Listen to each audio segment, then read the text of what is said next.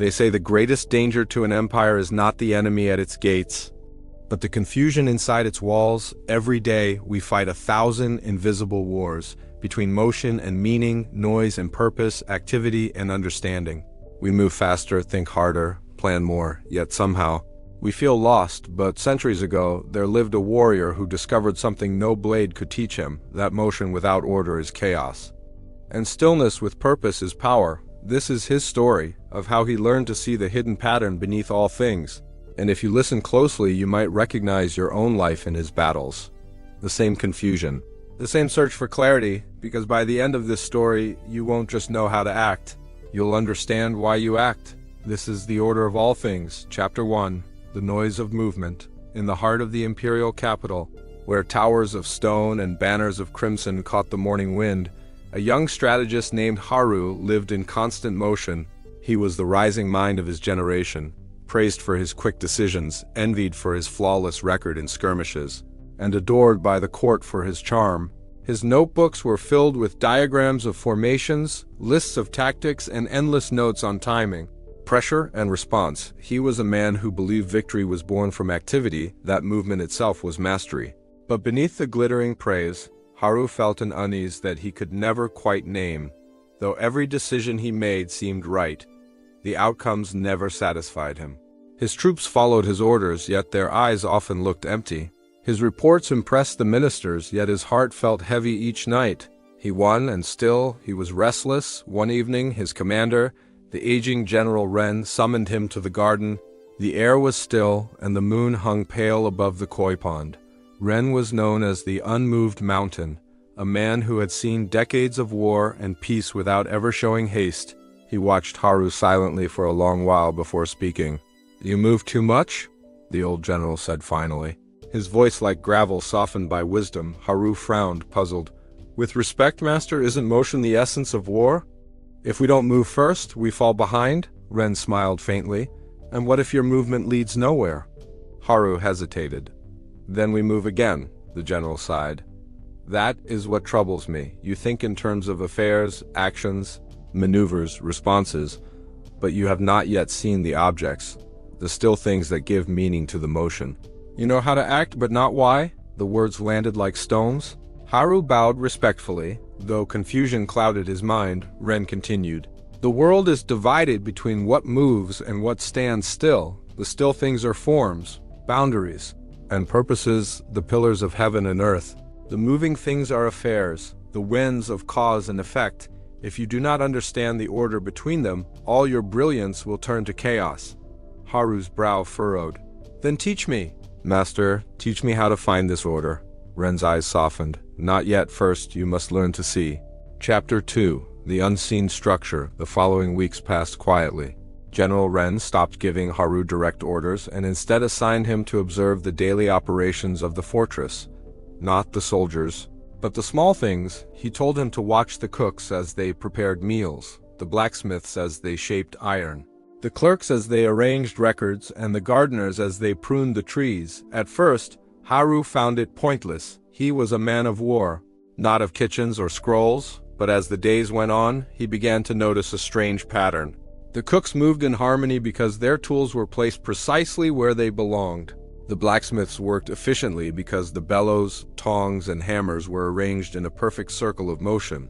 Even the clerks, often overlooked, worked like a quiet orchestra, the quills, ledgers, and wax seals all placed in deliberate balance. It dawned on Haru that each of these humble tasks followed a hidden structure, a rhythm between what was fixed and what was moving. When that rhythm was broken, when a tool was missing or a record misplaced, confusion spread instantly. One afternoon, Ren joined him in the courtyard, where Haru stood watching the gardeners shape the hedges into spirals. "Do you see it now?" asked the old general. Haru nodded slowly. "I think so. Everything works because it has order. When the order breaks, chaos comes." Ren smiled. "Good, and what creates that order?" Haru thought for a long moment. "Understanding," he said finally. "The gardener knows where each branch must bend. The cook knows which spice comes before the next. The clerk knows which document completes another. They act with purpose." Ren nodded approvingly. Exactly, the wise act not from habit but from clarity. They see both the affair and the object, the action and the thing, and they never confuse the two. He turned toward the horizon where the sky glowed with the faint colors of dusk. Most men mistake the means for the end. They fight wars to win battles, not realizing battles are only steps toward peace. They chase wealth to feel secure, but forget that security was the goal all along. This confusion between means and ends is the root of all disorder, in kingdoms, in families, and in hearts. The general's words echoed in Haru's mind long after he left. That night he could not sleep. He looked at the scrolls he had written, hundreds of plans, calculations, and maps, and for the first time, he wondered if he had ever truly known what they were for. Chapter 3. The Lesson of Stillness. Weeks later, a small crisis arrived that would test what Haru had learned. A messenger arrived breathless from the southern garrison. Two divisions of soldiers had begun to quarrel over supplies. One blamed the other for hoarding food. The other accused them of laziness. Tempers had flared, and now the men were on the brink of violence. General Ren was away in council, so the responsibility fell to Haru. He saddled his horse and rode through the night. The moment he arrived, he was greeted by shouts and clashing metal. Soldiers glared at each other, hands on hilts, faces red with fury. He dismounted, heart pounding, his mind flashing through a dozen tactical responses, commands, punishments, threats. But then he remembered the cooks, the blacksmiths, the gardeners. He took a deep breath. "Stop!" he shouted. "No one moves!" The soldiers froze. Haru walked slowly between them, looking not at their weapons, but at their surroundings. He saw the cause immediately. The storage tents were misplaced. Supplies that were meant for one group were labeled for another. The order, the structure, had been disturbed. He turned to the captains. "You are fighting over motion, not meaning," he said.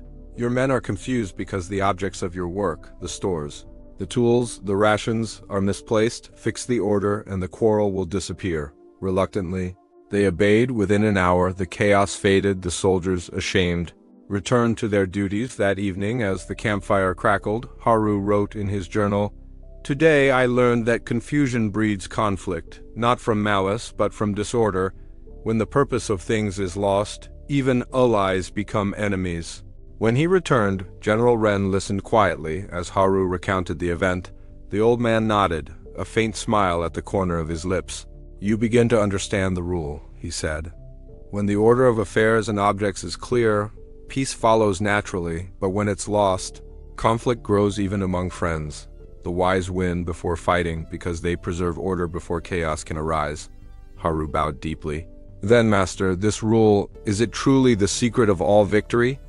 Ren placed a hand on his shoulder. "It is the secret of all understanding. Once you learn to see the order of things, you will find that no situation can truly surprise you. You will move before motion begins. You will win before the battle starts." As the evening wind passed through the trees, Haru looked up at the stars, their stillness reflecting in his eyes. For the first time in his life, he felt a peace that victory had never given him, the quiet certainty of seeing the invisible pattern that held the world together. Chapter 4. The Storm of Confusion. Summer came with a strange stillness. For months, the empire had been at peace, yet beneath that calm, tension simmered. The western provinces had begun to revolt, and the ministers whispered of rebellion. Couriers came and went in haste, their faces tight with fear. Haru, now promoted to a senior strategist, felt the weight of uncertainty growing heavier each day. The court wanted quick answers, a plan, a formation, a sign of control, but everything felt tangled. Reports contradicted each other, orders overlapped, and the chain of command broke down. The empire's affairs, once steady, had become a web of motion without purpose. One evening, General Ren summoned Haru to his study. The old man's face was pale, his health failing, yet his eyes were as sharp as ever. He gestured for Haru to sit beside him. "The rebellion," Ren said quietly, "is not born of hatred, it is born of confusion." Haru frowned. "Confusion?" "Yes," Ren said, his voice thin but firm. "When the order of things is lost, men grasp blindly for meaning. The emperor commands without listening, the ministers plan without unity, and the soldiers act without understanding. The land itself is crying out for clarity." He leaned closer. "Remember what I told you. The world is made of affairs and objects. The affairs are the movements, the objects are the structures, The empire has too many movements, too few structures. You must restore balance. Haru bowed his head. How, master? Ren smiled faintly. Do not rush. The impatient mind mistakes activity for progress. Go to the Western Front. See not just the battle, see its order, or its lack of it. Only then will you know what must be done. That night, Haru stood outside Ren's chamber long after the candles were extinguished. For the first time, he realized that victory was not about crushing enemies. It was about restoring the natural order between stillness and motion, form and function, being and doing. He set out the next morning, his mind calm, his purpose clear. Chapter 5. The Hidden Rule. The road to the western provinces wound through deep forests and quiet villages. Everywhere Haru went, he saw signs of disorder, fields left untended, carts overturned, people arguing in the streets. It was not hatred that filled the air, but confusion. Farmers did not know whom to pay. Soldiers did not know whom to follow. The empire had become a wheel spinning without a center.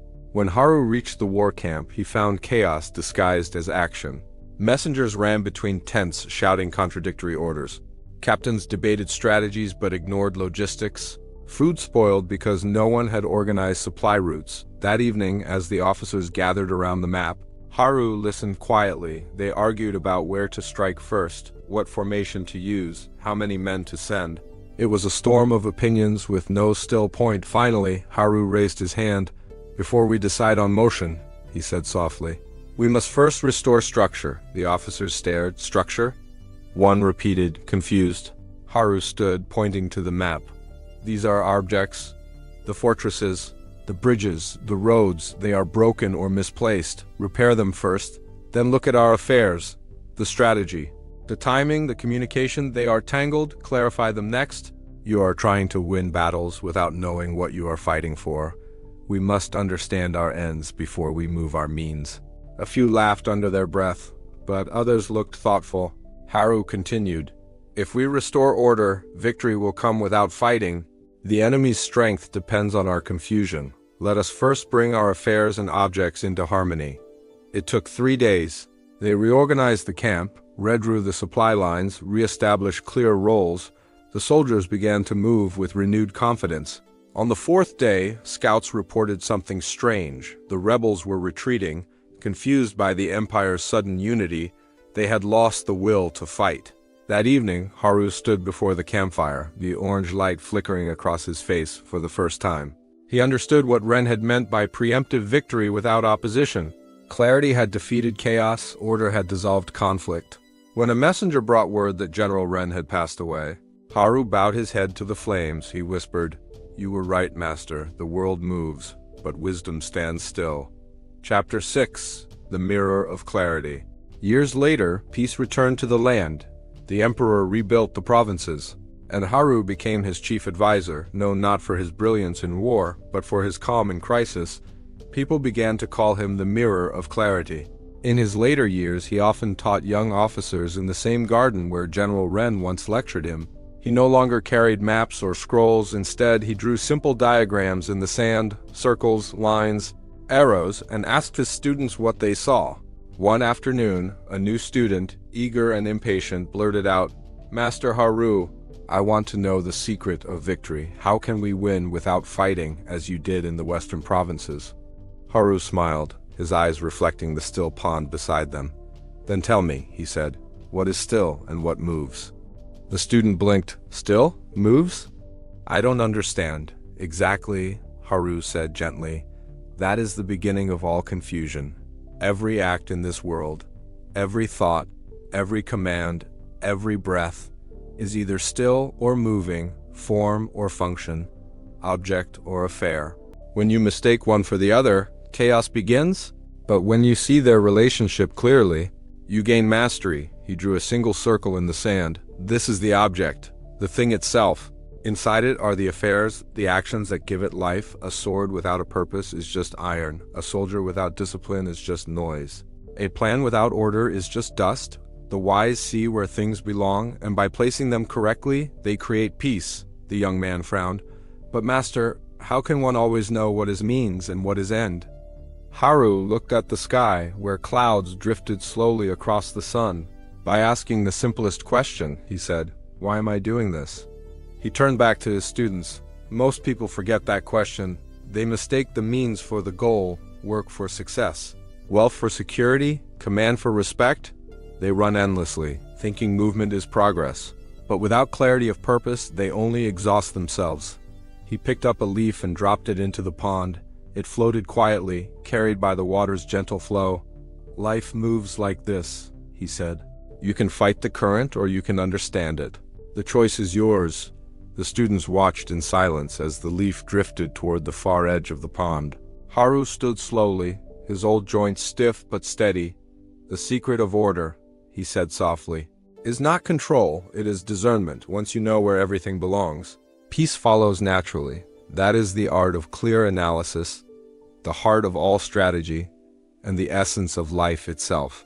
He turned to leave, the setting sun casting a long shadow across the garden path. Before disappearing beyond the gate, he said one last thing, almost to himself. "When the mind is still and the heart knows its order, the world aligns with it. That is victory." The students sat in silence long after he had gone, listening to the quiet hum of the evening cicadas. Somewhere in that stillness, they began to sense what Haru and his master had seen long ago, that clarity is not found in noise or haste, but in understanding the rhythm that holds all things together. Chapter 7. The Still Point Within. Every generation believes its battles are new, faster, harder, more chaotic, but beneath all that change, one truth never shifts. Most chaos doesn't come from the world outside us. It comes from within. We live in an age of constant motion, messages, meetings, deadlines, decisions. Everyone is moving, acting, reacting, but like Haru once learned, motion without order is just noise. It feels like progress, but it leaves us hollow. Master Ren's ancient teaching, that everything in life is made of affairs and objects, is more relevant today than ever. The objects are the forms of our lives, careers, relationships, goals, values. The affairs are the actions, habits, and choices that give those forms life. When we forget the order between them, when our actions lose sight of their purpose, we become busy instead of effective, tired instead of fulfilled. You see it everywhere, people chasing success without defining what it means, teams executing plans without remembering why they started, leaders acting with speed instead of clarity, families living together but forgetting to be connected. Just like the empire in Haru's story, we drown in movement because we've lost our still point, the structure that gives motion meaning. The way back is simple, though never easy. Restore order in your own life. Ask the same question Haru did. Why am I doing this? Is it the means or the end? The action or the purpose? The affair or the object? Once you know the answer, everything aligns, decisions become lighter, priorities become clear. Even difficult choices lose their chaos because you finally see the invisible structure beneath them. The truth is, clarity has always been the greatest form of strength. The person who can stay calm when others rush, who can pause when others panic, who can separate what matters from what distracts. That person leads the room without raising their voice. And the most powerful victories in work, love, or war are not won through noise and struggle. They are won through order, through understanding, through seeing the relationship between stillness and movement, form and function, means and end. When you restore that order within yourself, life begins to move differently. The confusion clears. The conflicts quiet. You start to act from clarity instead of reaction. That's when you stop chasing control and start embodying it. Haru's final lesson wasn't about strategy or battle. It was about perception. The one who sees clearly, who can look at the endless swirl of affairs and objects and understand their order, becomes unshakable. So when your own life feels tangled, stop, breathe, look for the structure beneath the chaos. Remember what is still. And what moves? Find your means. Remember your end. Because once you see the order of all things, your battles, your goals, your emotions, you'll discover that clarity is not something you find. It's something you build. And maybe that's what victory truly is, not conquering the world, but arranging it inside your mind until peace takes shape. If this story spoke to you, share it with someone who's fighting too many battles at once. Remind them, the answer isn't more action. It's more understanding. The world doesn't need more motion. It needs more clarity, modern life takeaways, Order precedes success in work, relationships, or personal growth. First know what matters most, then let action follow. Clarity is strength. The calm mind always outperforms the restless one. You win before fighting by understanding before acting. Distinguish means from ends. Don't mistake effort for achievement or motion for meaning. Always ask, why am I doing this? Stillness creates precision. In the pause between actions lies the insight that guides them.